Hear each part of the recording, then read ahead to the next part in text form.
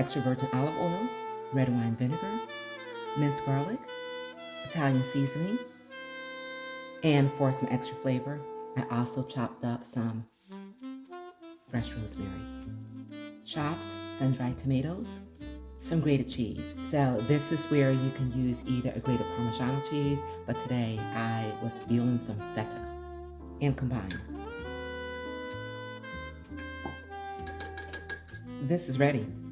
So the longer it sits, the better it's going to get.